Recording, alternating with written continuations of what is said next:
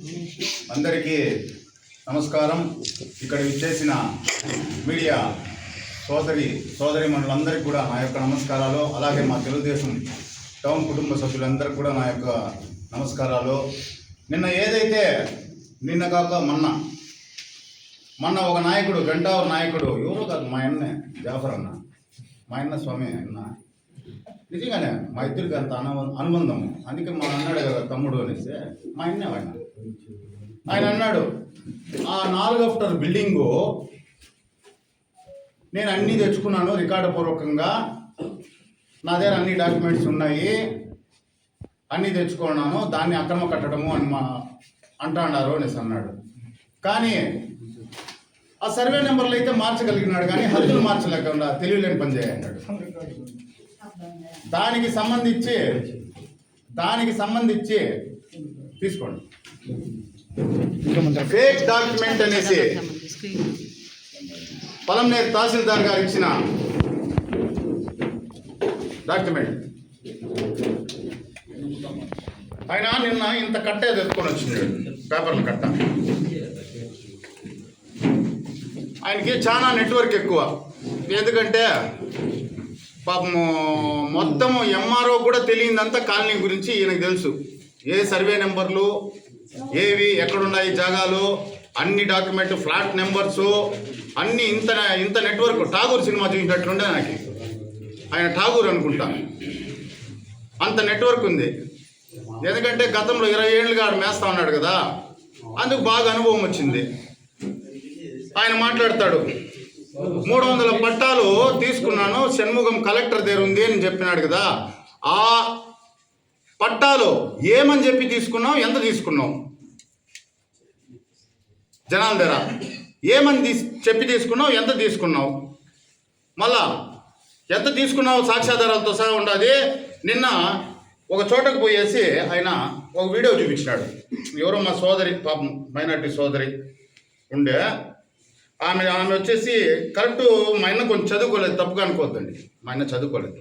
నేను చదువుకున్నాను, నేను డిగ్రీ హోల్డర్.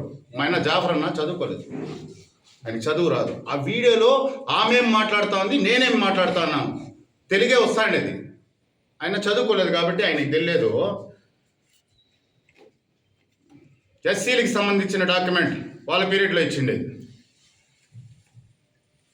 ఎస్సీ జాగాలో ఆమె ఆల్రెడీ ఉత్తరం వాకిలు లేకుండా దక్షిణం వాకిలు ఉంటే ఉత్తరం వాకిలికి వచ్చేసి 4 అడుగులు ముందరకు వచ్చేసింది. ఈమెదో పాపం ఎస్సీలు ఏదో పులిగొప్పాడో పోయేసి ఇల్లు కట్టుకుంటారు, అలా నా పట్టాలో నేను కట్టుకుంటానని సాయం వచ్చింది. ఈమె వచ్చేసి అబ్జెక్షన్ చేసే కొద్దికి ఇంకా నేను ఆడ ఇన్ఛార్జ్గా ఉన్నాను కాబట్టి నా దగ్గరకు వచ్చింది. సరే ఏం ప్రాబ్లము అని చూస్తే అప్పుడే వచ్చేసి సచివాలయ సిబ్బందిని పిలిపించినానా లేదా అనేసి ఆ ముస్లిం సోదరి, మా చెల్లెలు, ఆ పాపను అడగండి. అప్పుడే పిలిపించి ఆడే కొలిపించినాను. అమ్మ చూడమ్మా, నువ్వు వెనకాల ఆడ పోలు ఉందనేసి ముందరకు వచ్చేసినావు 4 అడుగులు, నీ జాగా ఏదన్నా ఉందా చెప్పు, ఎవరన్నా వచ్చినారో చెప్పు, ఇప్పుడే ఆపేస్తానమ్మా అంటే. మళ్ళా ఇంకా అన్నా చూడన్నా, నాకు ఇంటికి దారి లేకుండా అయిపోతుంది, 3 బిడ్డలను నానే. సరేలే ఇంకా ఏడో మన చెల్లెల్లాగా అనుకుంటాము, ఈ పాప న్యాయం చేయాలనేసి ఎస్సీలని ఒప్పించి ఆమె 4 అడుగులు దారి తీయించినాను. ఇది జరిగిండేది. ఇంకా పోతే ఆయనలాగా వచ్చేసి రుకో జరా సబర్కరు అన్నగారిది నేనేదో వైరల్ అవుతానండి. అది నాకు తెలియదన్నా, ఆ వీడియో గురించి నాకు తెలీదు, ఎవరో పెట్టిండ్రి, నేను చూసినానన్నా. జాఫర్ అన్నా, నువ్వు పెద్దన్నా రేట్ మాట్లాడుతాడు.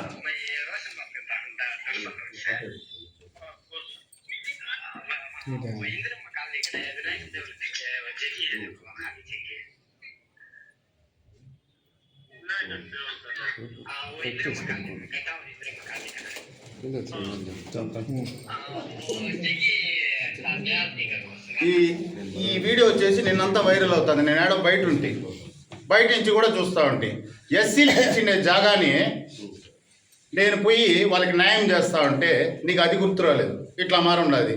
మళ్ళీ నన్ను వచ్చేసి నా బర్త్డే నైనా ఆ రోజు నేను పంచ కట్టుకోండి ప్రెస్ మీట్లో, నాకు ఎప్పుడు తెచ్చి ప్యాంట్ వేసినావు తెలియదు నువ్వు. హాయ్, నువ్వు కూడా మాట్లాడతావు. ఆంజనేయ స్వామి, గంటావూరు ఆంజనేయ స్వామి గుడి ఉండదు, గంటా ఊర్లోనే ఉండదు. జేసీబీ కొన్నాను అంటివి కదా, నీ జేసీబీ ఎత్తుకొని వచ్చినావు ఆడికి కూడా, ఆడికి వచ్చి వరుసగా లెవెల్ చేసినావు ఇట్లా. ఒరే నేను ఇంట్లో ఉంటే అప్పుడు అండర్లింగు ఏవిరైతే ఆఖరికి దేవుని స్థలం కూడా కొట్టేయాలని వస్తాడు మా అన్న. పోయి ఆపలరా అనేసి ఆటి నుంచి జనాలను ఎత్తుకొని పోయి ఆపి ఫెన్సింగ్ వేసి జెండాలు నాటేసి వచ్చినారా లేదా అనేసి ఈ మీడియాలో మా ఊరోళ్ళు కొందరు ఉన్నారు, వాళ్ళు చెప్పమని వాస్తవమా కాదా అని. ఎందుకంటే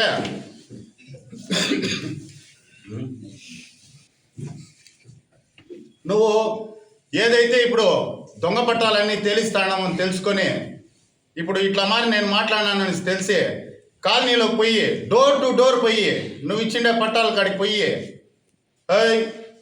ఎవరన్నా గిని ఏదన్నా గిని చెప్పినారంటే ఆ ఉండేది కూడా క్యాన్సిల్ చేపిస్తాననేసి ఇప్పుడు బెదిరించే కొత్త కార్యక్రమం కూడా మొదలుపెట్టిండవు ఆ కాలనీలోకి పోయి. అమరన్న లైట్లే పోనీ మెచ్చుకున్నావు అమరన్నని, సంతోషము. అమరన్న లైట్లు కాలువలు ఫోన్లు వేసింది ఎప్పుడు అనేసి ఐడియా ఉంది నీకే? అమరన్న మినిస్టర్ అయినప్పుడు నైనా తెలుగుదేశంలో మినిస్టర్ అయినప్పుడు మా ఆయనకు కొంచెం చదువు రాదులే, చదువు తక్కువ, ఏదేదో మాట్లాడతాడు. ఇంత ఫైల్ ఎత్తుకొని వచ్చినాడు, ఇన్ని సర్వే నెంబర్లు ఉన్నాయి నా దగ్గర, ఇన్ని ఉన్నాయి, ఇన్ని లిస్టులు ఉన్నాయి, ఇంత ఇది ఉన్నాయి.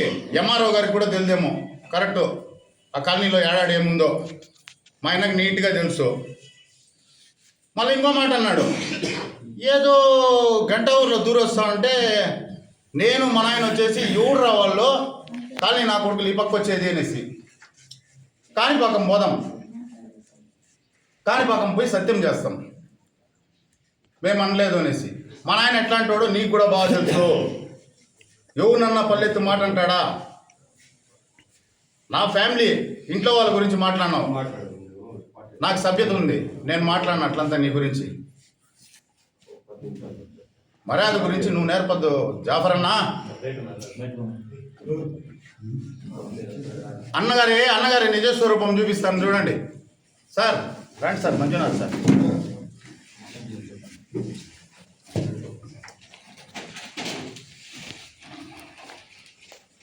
అదనా ఇది చూడండి సాక్షాధారం చూడు గోయిందు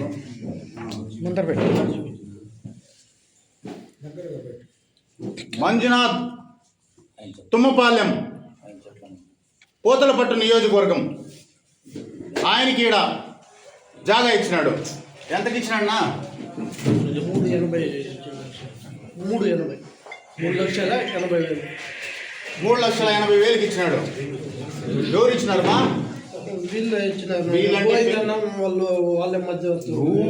అట్లా కాదు, నీకు డబ్బులు ఎవరు పెట్టి ఇచ్చినావు? మళ్ళా నేను పోయి ఎవరనైనా నీకు తుంపాలెమోడు ఏడ జాగా ఇచ్చిండేది పోతలపట్టు నియోజకవర్గంలో కూడా పొలంనేరు నియోజకవర్గంలో ఇచ్చేస్తారా జాగాలో అనుకుని పోయి జాగా ఆపినాను. అప్పుడు నువ్వు నాకు ఫోన్ చేసి శ్రీధర్ ఆ జాగాను వదిలేయి అని చెప్పలేదా? రా కాణిపాకంలో సత్యం చేస్తాం, రా కాణిపాకంలో సత్యం చేస్తాం. నువ్వు పోయి కూర్చోండి. ఆయన చంద్రమ్మ రామ్ మేడం,